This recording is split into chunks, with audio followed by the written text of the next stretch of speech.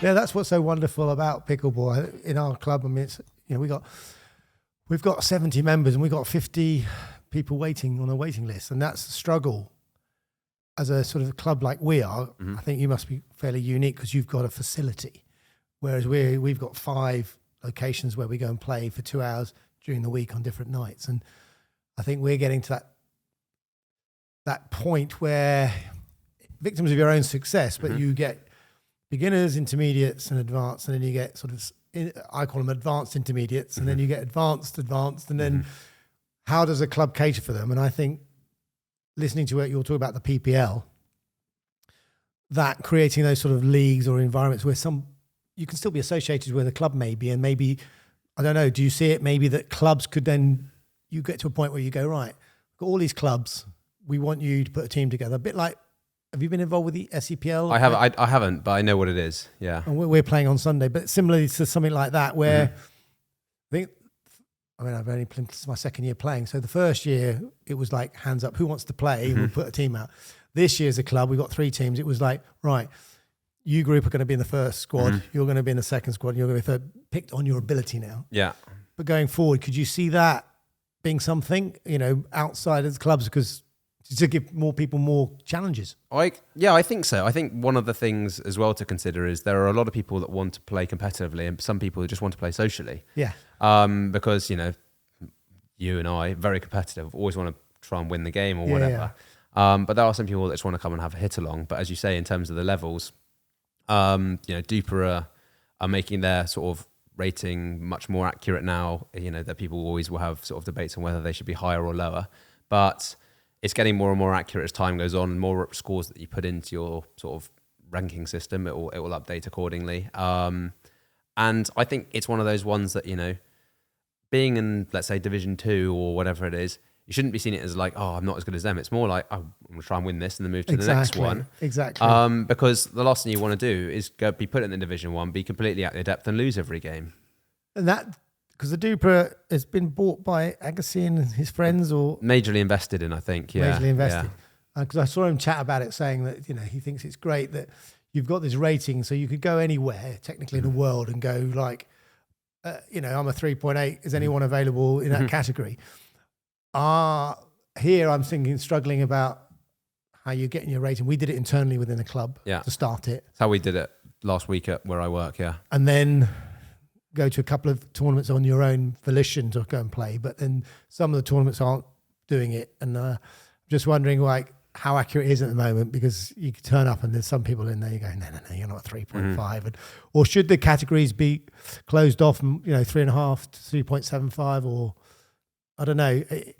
I think the more data that gets put into it, the more accurate it gets. So it's one of those ones that I think a lot more tournaments in Europe you'll find this year will put scores into Duper because players want it going into Duper. Yeah. They don't want to just win a medal and then, nothing happens. Sandbaggers, is it? Exactly. And that's the term I try to avoid there, but yes. I've heard that someone else mentioned the sandbagging, isn't it? Just going for medals. And then, so like the English Open, English Nationals, they're the 2 biggest tournaments that England have. All those scores go into Duper, and Karen said specifically last year, one, Nationals is rated off Duper. But also, if you signed up for 3.5, but your Duper was 4.1, she moved you up. You didn't have a choice. It was just done like that. What, at the Nationals? Yeah, because they didn't want sandbagging to happen. You're right. If you were basically more than 0.5 higher on your Duper, then the thing, they moved you up, because like it's the national championships, regardless if you're playing pro or 3.5. That's the National, not the Open. Not the. Well, I think they might have done the same for the Open. Right. All I know is it was definitely done for Nationals. 3.5, they want to play against 3.5s. Like, they don't want to play against a 4.0 and get smashed in the round robin in the final. Yeah. And then, because the last thing people want to hear is, the 4.0s won the 3.5. You want to say, that was a really good match. The better team won. Like, and that's what it's all about. And that's how you get better, isn't it? By playing better people. Because I've got a guy I'm playing with. I haven't played with him yet, but he wants to play in the 4s. I'm technically a 3.7 or 8. I think I'm going to play in the 4s with him because I don't care whether I win or lose. I want experience. The experience to see, and you get used to playing with your club players. You get used to now going to these tournaments and seeing the same sort of people, and you only get better. I think when I played squash at school, it's the same. You play better people, you get better at it, don't you? Well, I think it's one of those things. Yeah, like you do the similar thing when people have the opportunity to play with better players. I always say, if you're in court with Thadia, let's say, you're playing against her. I played with her and against her at our Red Rose Day. Play shots to her and try and beat her. Yeah, because you're not going to learn by hitting it to her weaker partner and go, we beat Thadia, because you didn't. Like, that's the thing. Like, people you should take her on and then try and get where she hits her shots and kind of work it out from there, because that will help. Not 5 to 9 shots ahead, though. Not in the fine shot, maybe 12, depending if you've got a cone on your head or not, but we'll see what happens from there. You know who we're talking about? Yeah, exactly that. Because she's done some coaching down at our club, and well, the first thing she did was she got us all to have a play and then come off, and she said, right, just talking to you all, how many shots do you think you play in a rally? And she said 0 to 5, 5 to 10, 10 to 15, and we were all sort of going 5 to 10.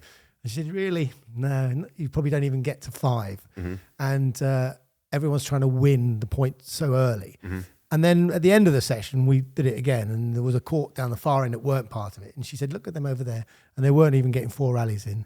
And we were doing 15 to 20. And it's like, that's how the game should be. And I think things like spinning and at that higher level, it's not as prominent as you think it might be. There's a lot of patience at your level, isn't there? I mean, supposedly, because you're fast hand Luke, aren't you? Well, I mean, I try to so I practice a lot against the squash ball to practice my reactions, and kind of I see that one of the strengths of my game. I don't have the tennis hitting experience, so I have, doubles suits me quite well in terms of a bit of. That your preference, doubles? Yeah, I mean, I like running around a singles court and just trying to play. Different game, do you think? Is it a different game? For me, it's a completely different game because. Is it more like tennis?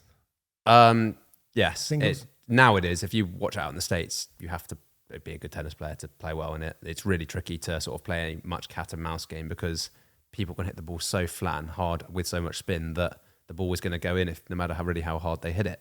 Right. And so kind of my singles game, to be honest, in the last 6 months changed quite considerably, that I've decided I'm just going full aggressive whenever I play and trying to win the ball or trying to win the rally on the third shot every single time. And then if I don't, hustle from there. And is that, if I was to go and play singles, would that be your sort of advice? Look, be aggressive, because it's completely different to doubles. Yeah, I would in singles be as aggressive as you can. Right. Some people might tell you the complete opposite, but you don't see many dinking rallies though, do you? No, and to be honest, what you're finding is with paddles becoming more powerful, having more spin on them, players playing with more experience and getting better, you can hit the ball a lot harder with more spin, and it will still go in. Like a few years ago, you're playing with kind of not wooden paddles, but the shiny paddles that you could polish. Yeah. I mean, I know Diadem supported. I know we'll hide that one for now. Yeah. You're sponsored by Franklin and Skechers, but actually, you might have to help though, just for people. Is the difference in the paddles though. And I just slightly digress. The thick ones and the thin ones. What is fundamentally the difference in them? Like the thinner one and the thicker ones. So on the whole, a thinner paddle will have more pop on it. Right. Essentially more power, but slightly less control. So you'll find people maybe will use a thinner paddle for singles, and maybe if they're really techie on it, and then a thicker paddle for doubles because it's got more control for dinking. Right. I use the same. I use a 14mm paddle, which is kind is of that, is that a thicker one or in between? That one looks thicker. That one looks quite thin. And yours is what? Probably in between those. Nearer that one. And is it got a lot, because there's a lot of grit on carbon face. They have more grit on it. Yes, it's more spin, isn't it? Yeah. So most paddles now, or most sort of higher quality in terms of paddles level wise, will be made of carbon face, because it's much rougher. They used to sort of be that sort of fiberglass, or that kind of with maybe a rough spec that wore off after a few times you played. Yeah. But now it's pure carbon, and the paddle lasts a lot longer, and it's rough, and so it generates a lot more power and spin. Could you see? Because of the ethos, I'm assuming the ethos of pickleball, that's why the rules were originally like having dink and no volley zone and stuff. So you weren't sort of bringing tennis straight onto a pickleball court. The way that the singles game is going, could you see maybe some rule changes? Well, is it necessary? I don't necessarily want to misquote him, but I think I heard Ben John saying something about the paddles the other day and how powerful they're starting to become out in the States. I don't think they're necessarily going to change any rules. You've seen them changing that serve rule out in the States about 4 times in the last 4 years. You've gone from being able to spin it off your paddle, you can spin it, then you can't throw it up on the BPA tour. Now you have to have a downward hand when you hit it. Okay. So I mean, like the serving rules are changing because I think originally in pickleball they don't want the serve to be just a winning shot, which is kind of what it started becoming during the COVID time when you could spin out your hand or off the grip, which you can kind of understand to a certain point because they don't want some player just to come in and win the point off the serve every single time.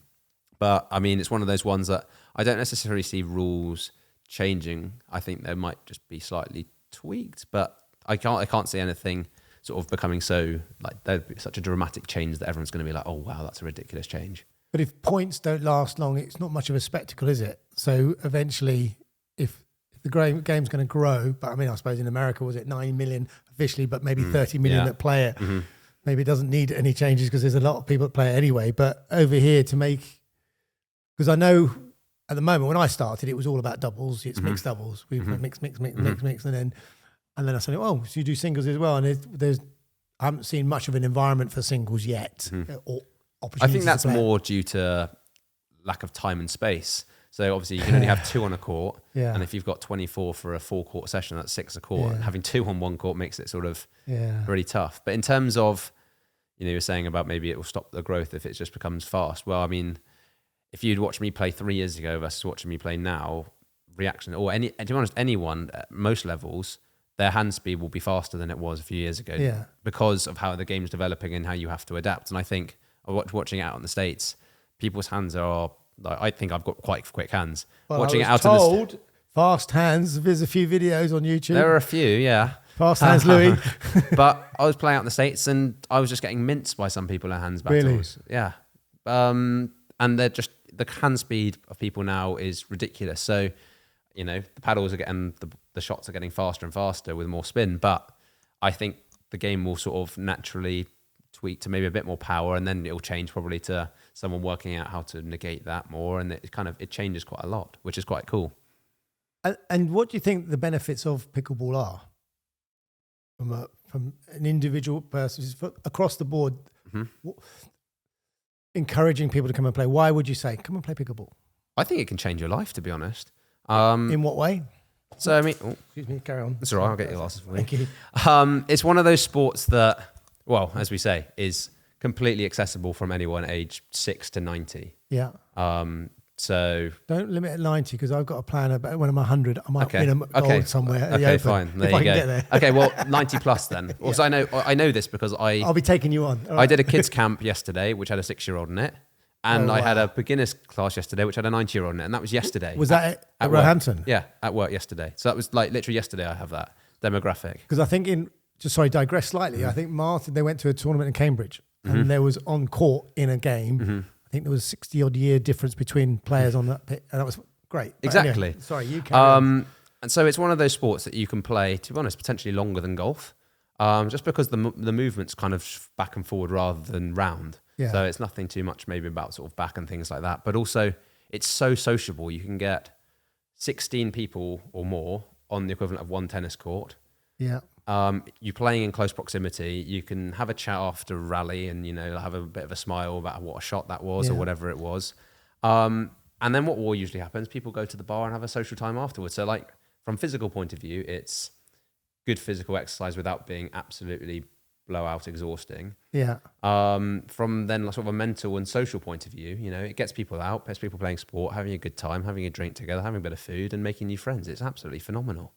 I agree. I totally agree. And I think from a mental health perspective, I think it's one of those sports, I don't know about you, but you're in the moment when you play, you can't be distracted. You can't be sort of going, what's going on over there? What's going on? You have to be focused, and it takes you out of whatever's going on in your world to be there. And I think I was talking to one of our club members, and she's a doctor, and I wonder where, obviously there's loads of mental health chat going on at the moment, and I see it as potentially, even for kids, it's probably a great place to get them out and just get them off their phones.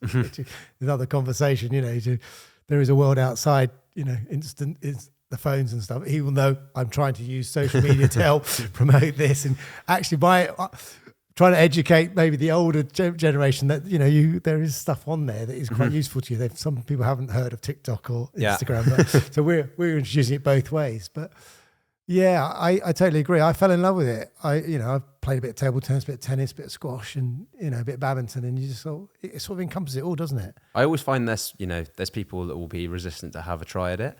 Yeah. They've heard it's called pickleball, and it's the sport for The old name. people and all this stuff. Do you think the name's a problem? Don't know.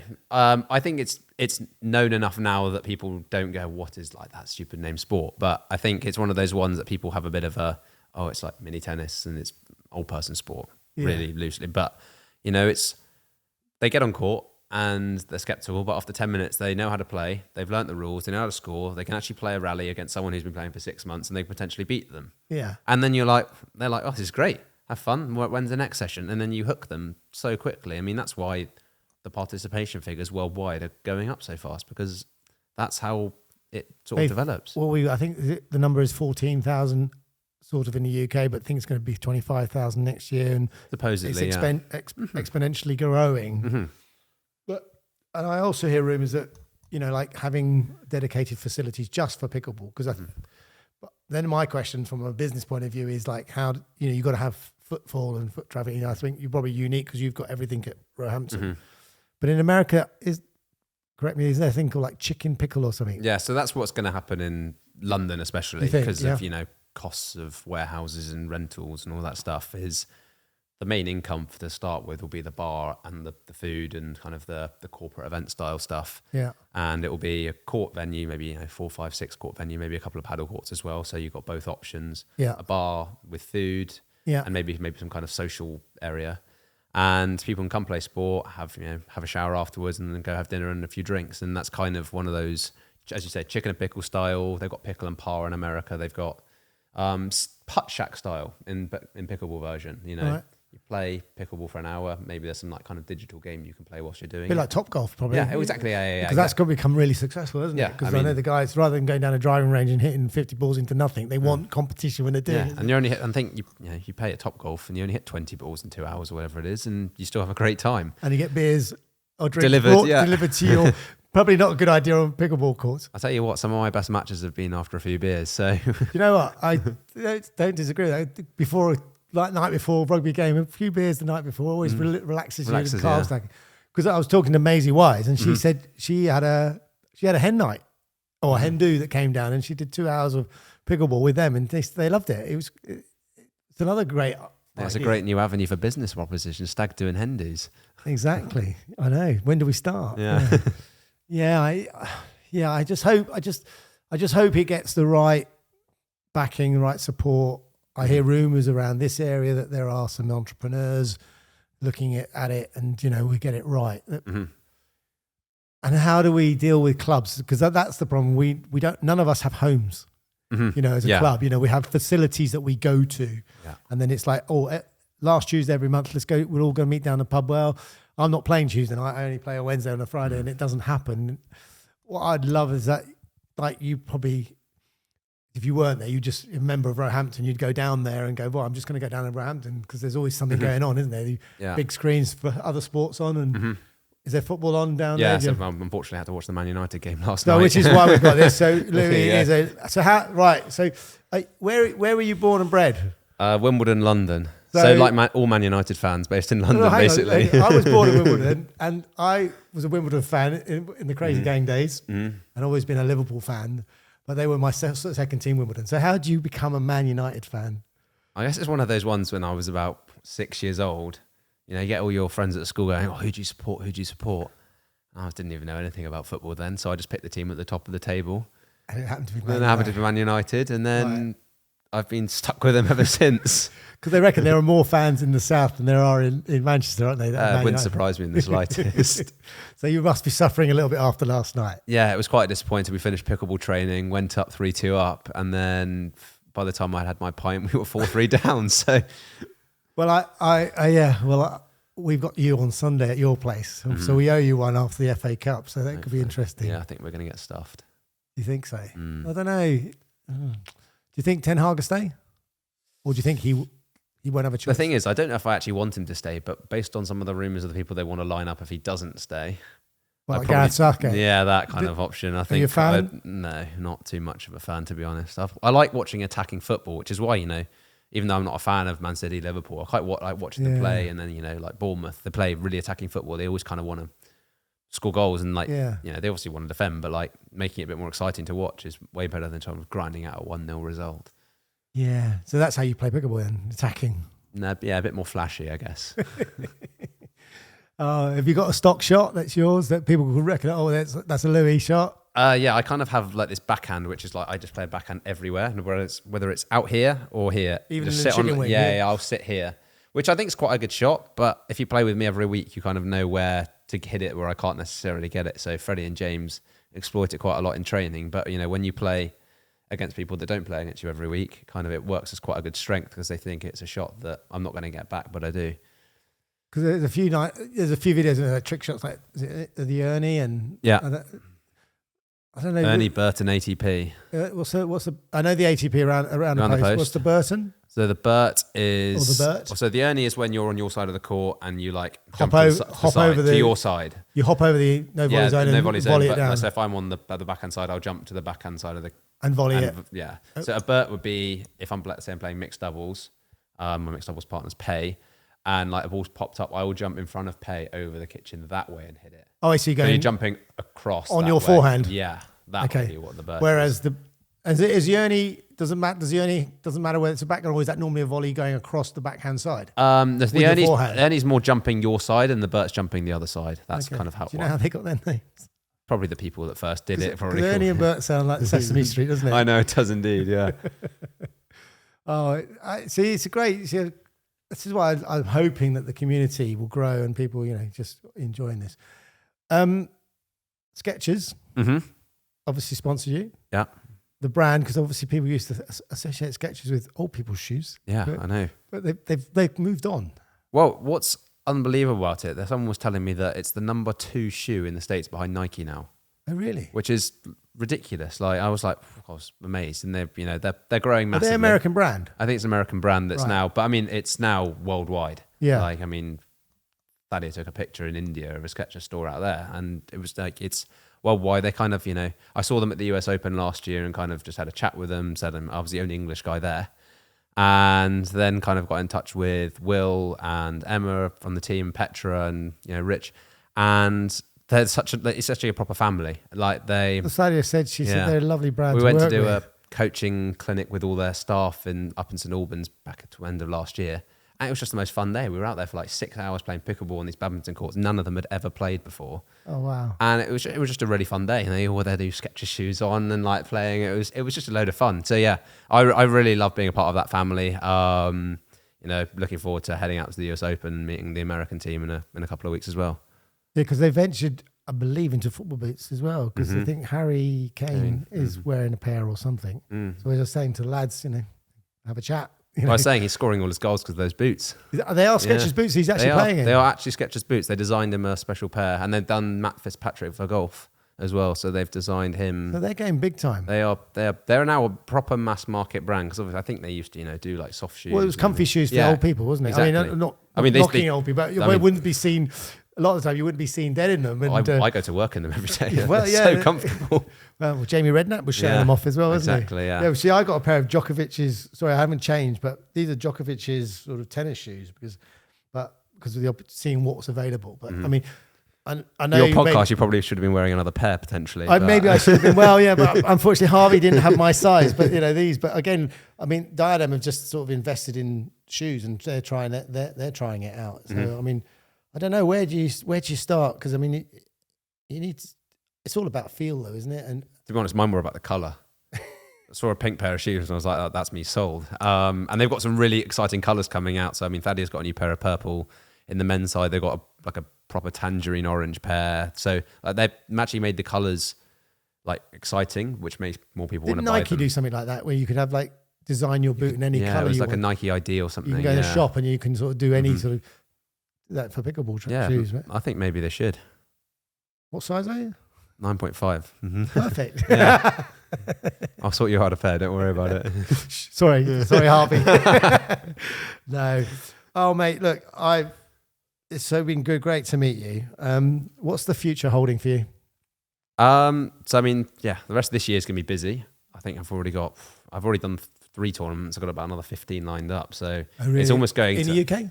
No, mostly around Europe. Right. US Open will be one. I'll probably do an Asian one, and then probably mostly Europe from there, which is, there's ones in France, Spain, Germany, Sweden. Do you have to qualify them, or do you just there's one in Austria in December, which is a qualification one. So that's the top 8 players in each category will qualify based on events from the English Open, the Revolution Cup, which is in the south of Spain, a German one and a Swedish one. Right. So that'd be quite a good one because that'll be quite competitive and feisty.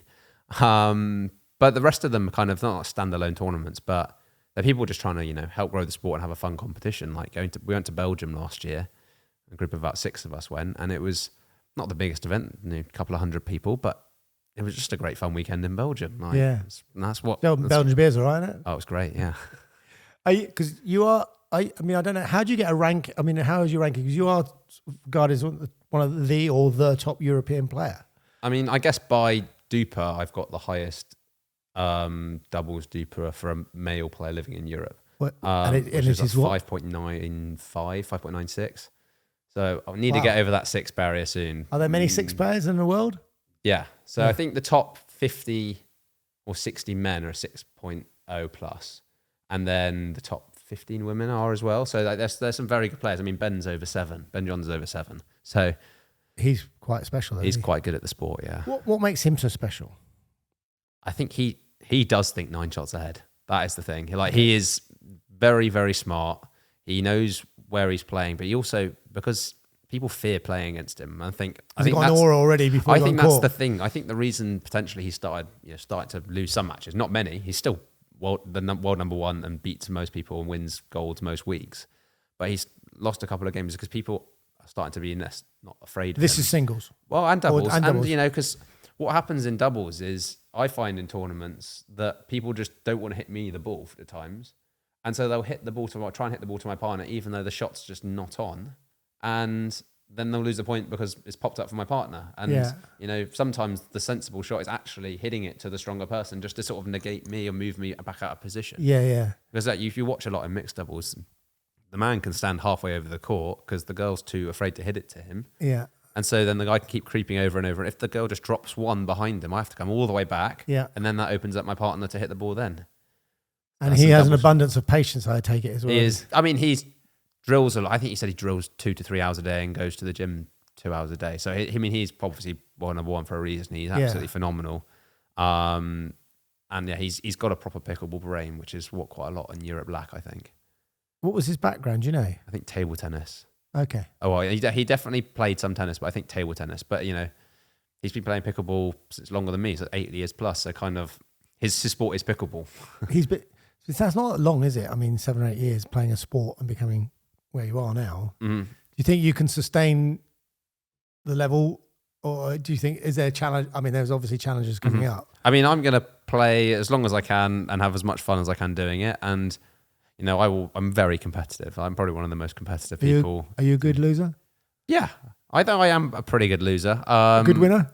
Yeah, I want to win, but I won't sort of do anything to. I don't like riling up opponents or doing anything to. I just like literally just playing and not a Medvedev who likes to psych people and exactly and do naughty things and no. I kind of, to be honest, stop for toilet breaks and yeah, exactly. No, kind of what I do want to do is finish if I'm playing a singles game, finish the game, and we'll just go for a beer literally within 30 seconds of finishing the game. Yeah. And that's kind of I want to win the sport. I want to be the best player I can be, best player in Europe, whatever. But off the court, I just want to be Louis and play and have fun and enjoy myself. And obviously, at the moment, are you self-coached? Yeah, we don't have sort of any coaching kind of at our level in UK. So, but myself, James, Thadia, Pay, Freddie, Ben as well. Kind of, we train with each other to try and get better. And going out to the States a couple of weeks ago has kind of taught us a few things that we need to come and then work on. So we do our best. I was just thinking, wouldn't it be great that pickleball was in the Olympics? It would be fantastic, wouldn't it? It would be. I think it's not going to be in LA 28. I don't think it'll be Melbourne 32. Are they campaigning for it? I'm not sure, but regardless, I don't think it'll be that. I think if it's got a chance, it'll be I think it's meant to be in India in 2036. I think it's either Mumbai or Delhi. And has that already been decided then? Where they I don't think it's necessarily decided, but I think the way some of the voting goes. Like I think maybe they'll Delhi won't vote petition for the Melbourne one to make sure they get the next one or something like that. So if it is in India in 2036, I think that's its best first shot because of the people at Global Sports and because even squash isn't in the Olympics yet, is it? I don't think it is. 2028. It is now. Yeah, it is now. It's ridiculous that it hasn't been because table tennis has, I think, hasn't it? Table tennis has, and there's been some pretty other rogue sports. Like I think, there's got street dancing in the Paris one this year, and I think they've got tag NFL in the US one, isn't it? Yeah, so they've got some interesting things. I think in the next 10, 15 years it might start featuring. It's only so many years and so many people that can play it before it. Could you see a Pickleball World Cup? So they're actually doing a kind of Pickleball World Cup in Peru later this year. Right. It's for like sort of people with a duper rating of 5 and below, I think. So like it's kind of limited on the level to make sure it's not just like one person just coming along and win the whole thing. So I think it will happen at some point. There are, the European Pickleball Federation are doing a European team championships in November this year, which is kind of in Southampton. Yeah. So that's going to be this team from Austria, France, Sweden, Spain, England, and Germany are already signed up. And there's quite an abundance of other countries. So who selects the English team?